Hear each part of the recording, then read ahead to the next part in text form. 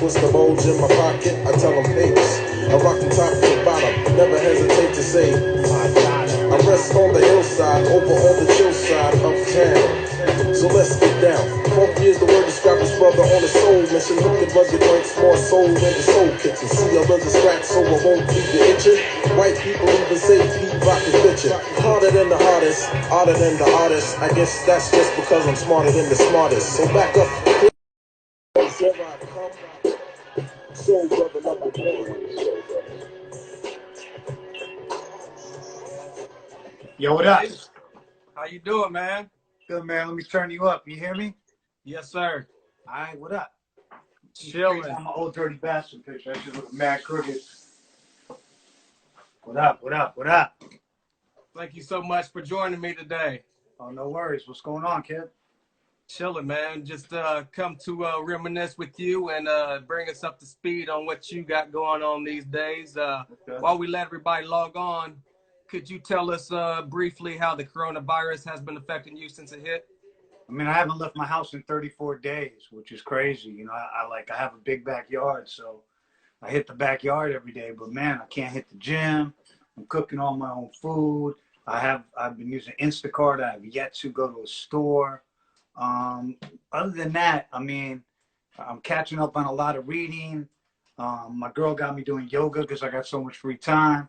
I'm doing a lot of push-ups because I ain't in the gym, but because I love the gym. But, you know, same old, you know, more or less.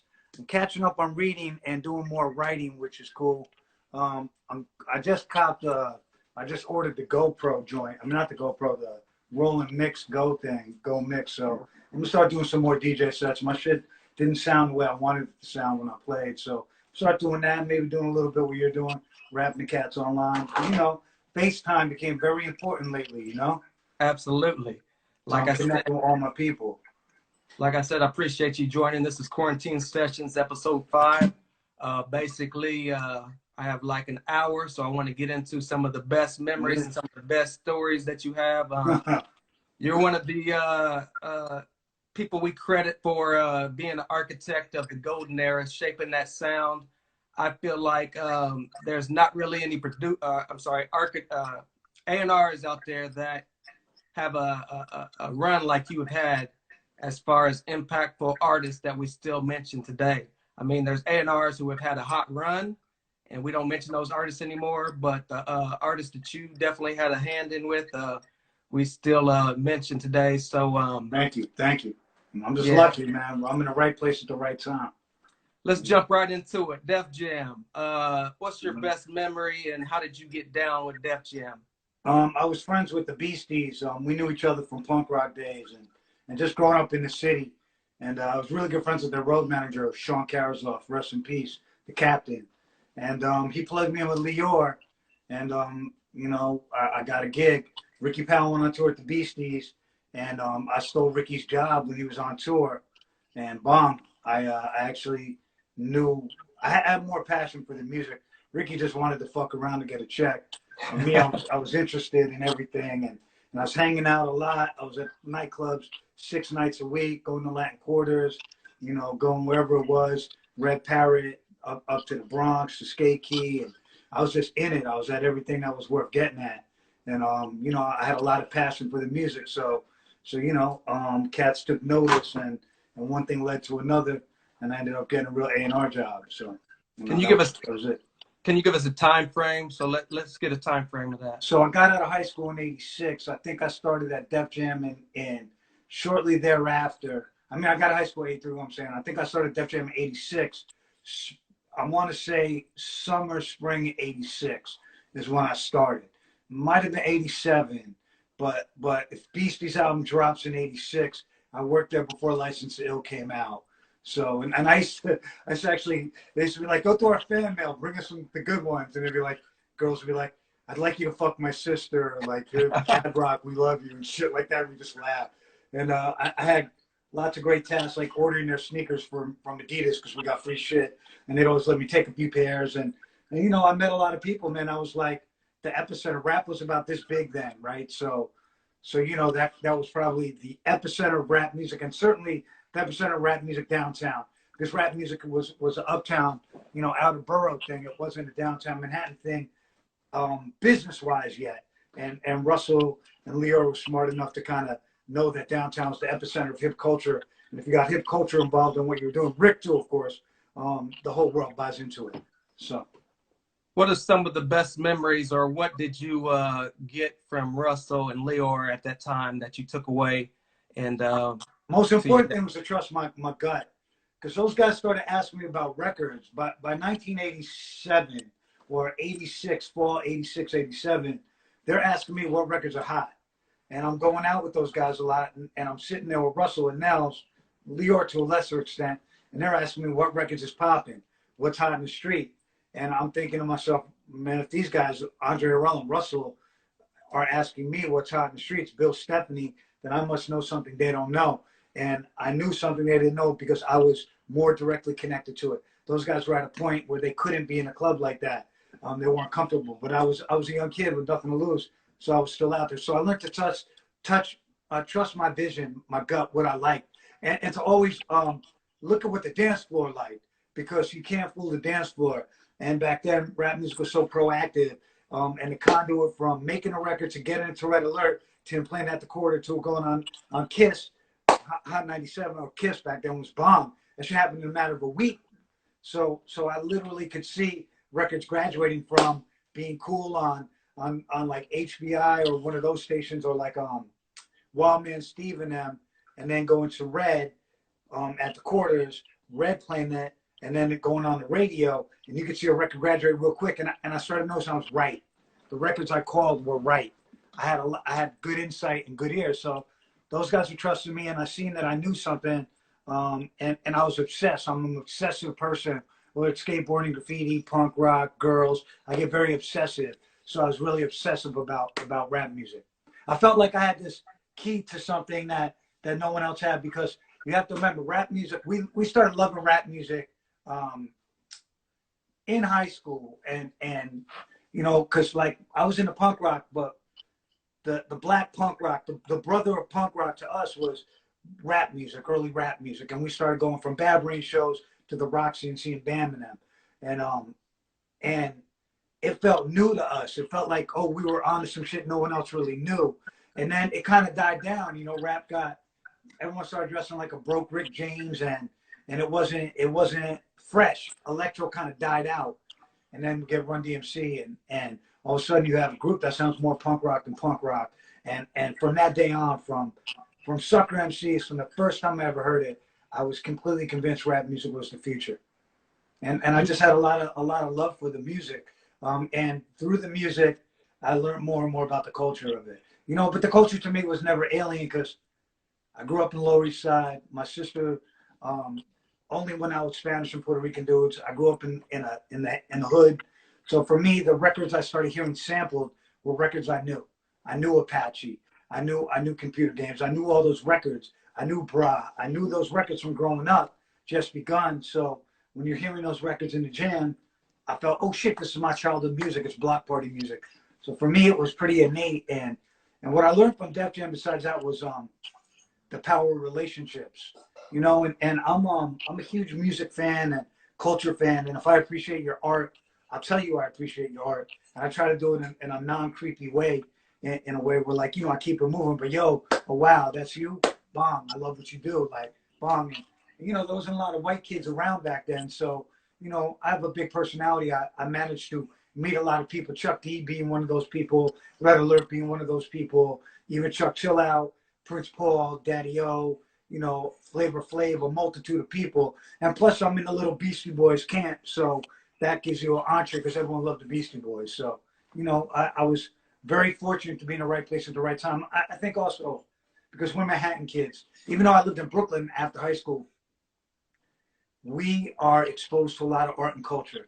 And coming from punk rock and seeing how people became famous, Deborah Harry and all these people, Ramal Z, Futura 2000, Jean-Michel Basquiat, Keith Haring, we had a notion that fame was within our grasp, that we could, you know, I already knew those people. Like, I knew Keith Haring, I knew Ramal Z, I knew Jean-Michel. So, you know, I feel like me, the BCs, the girls from Luscious Jackson, my people from the Cro-Mags, we were around this thing that was happening, and we saw that it had endless possibility. Whether we were conscious of it or not, the endless possibilities aspect of it was right in front of us. Sam Sever's one of those people. There's a load of us, you know.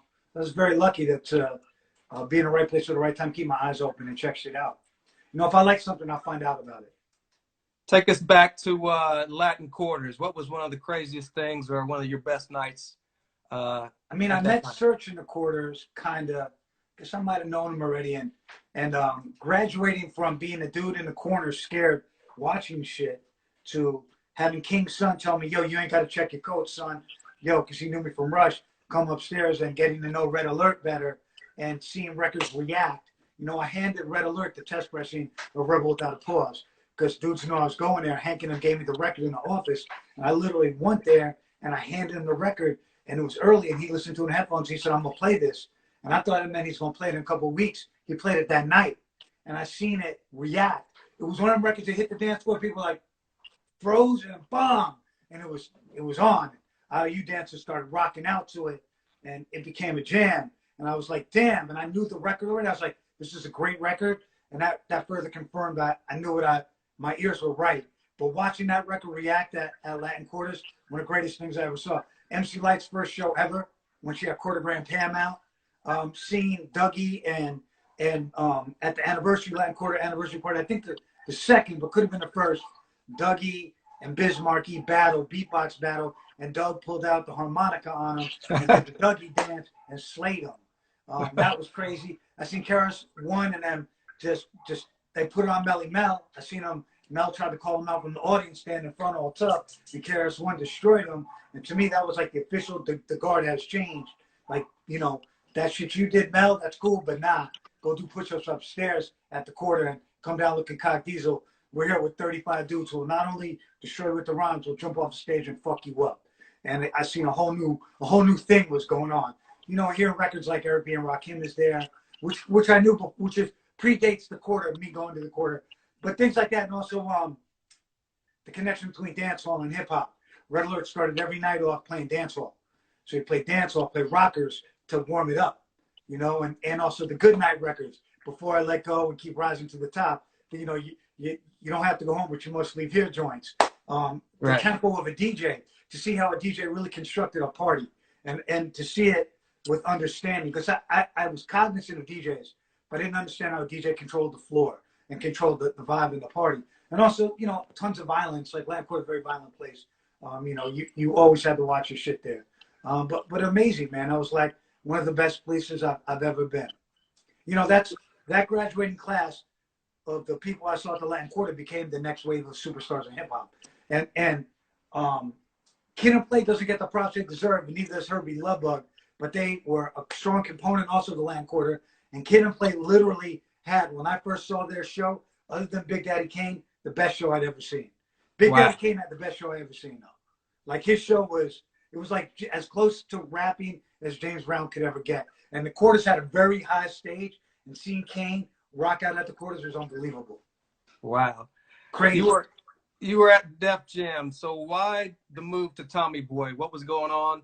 So Leor was driving me crazy. I'd been a road manager. I'd gone on a road, Eric B. and Rakim and them, and I've been out with the Beasties a bit, and he was very verbally abusive, and I was half a schmuck. So you know, he's a tough dude, and we weren't really getting along.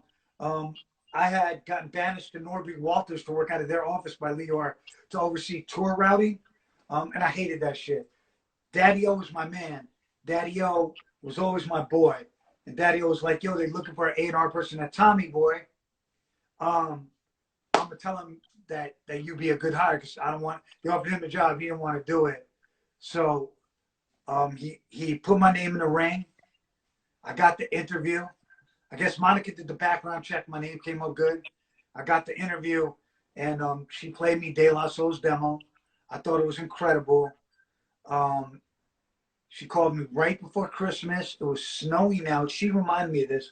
I went up there, and she told me I got the job. And she told me De La Soul would be the first group I ever worked with. And God bless Daddy-O, he got me that job. And I was always cool with Daddy-O, because Daddy-O is a very verbose person. He loved to talk. I love to talk. And me and Daddy-O would build a lot. He gave me this book, the power of magnetic thought, magnetic attraction, by Bhagwan Rajneesh.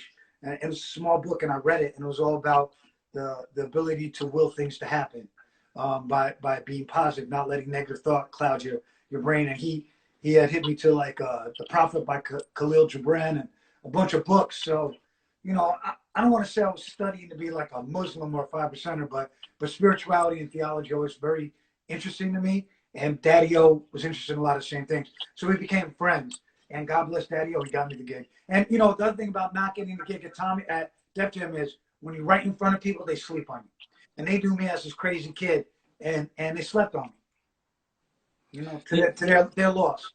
You mentioned your first interaction with De La and the demo. I'm going to go down the line of some of the Tommy Boy acts, and you tell me what was it about them that you knew the world had to hear them, and the best memory. Queen Latifah. I mean, so I've told the story a million times, and everyone knows it. Latifah told it on some documentary. She had a little wrong. I met 45 King in Latin Quarters. So Latin Quarters, everyone's thugged out, right? I'm like about the least thugged out dude there. I got my Pee Wee Herman cut, shit. And fucking, this guy comes towards me, and he's coming up to me. He looks like a mad nice guy. He's a little older, and he's smiling at me, and I'm like, who is this guy?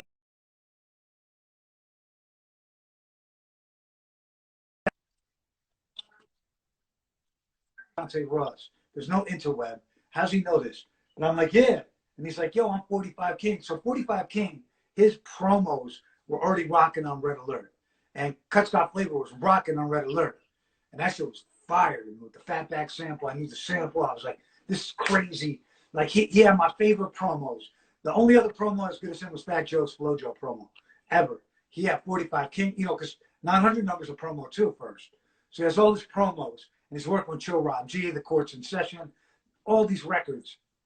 So I'm like, to me, 45 King is, you know, he's larger than life already. And he's like, yo, you want to hear some flavor? And I'm like, word. So we go upstairs to the DJ, to the lounge where Red DJs, upstairs, Land Quarters, dressing room, lounge, whatever. So he hands me his headphones, and bugged me out too, because he had big headphones, like real headphones, not Walkman headphones. And I put them on, and they were mad sweaty. And I was like, oh man, my man got me with the sweaty headphones. And he starts playing me shit. And it's all incredible. And I'm like, yo, you gotta come play me shit. Like, bong, bong. That's a Friday. He called me Monday with Fat Five Freddy. Fat Five Freddy used to be dumb tight back then. Because Fat Five Freddy's, he's a Renaissance man. So he's a black man from Brooklyn who was in the middle of bringing hip hop downtown. So, of course, I know Fat Five Freddy, right? I know John Michelle. He's home team. So, Freddie called me up with 45 King on the phone. So, on conference call, when call waiting was big, like they were like, you're talking to two people at once on the phone? And I'm in my office at Tommy Boy on speakerphone, and he plays me Wrath of My Madness through the phone. And I'm like, what the hell is that? It's Ragwan Bajneesh, The Power of Positive Magnetism is the name of the book. Someone was asking me. So fast forward, I tell Mark, come to the office, bring all your artists. I have a thing. I'm taught by Monica Lynch. Always meet the artists. Always meet the artists. Leora told me to always go to artists, fuck the manager. So I asked him to bring everyone in. Freddie's not there. I don't know why. They left Freddie at home, whatever. Freddie was probably being cool somewhere. And they show up, and Latifah, Lati, Marky Fresh, who's not officially in the flavor unit. I want to say Lakim Shabazz, but I could be wrong. Apache might have been there too. So they come in, and I'm like, play me all your artists, and I meet everyone who's playing me shit, and he plays Wrath of My Madness, and Monica Lynch comes in. And she gave him the look, and I knew it was on. She said, Dante, you come to the office? And she was like,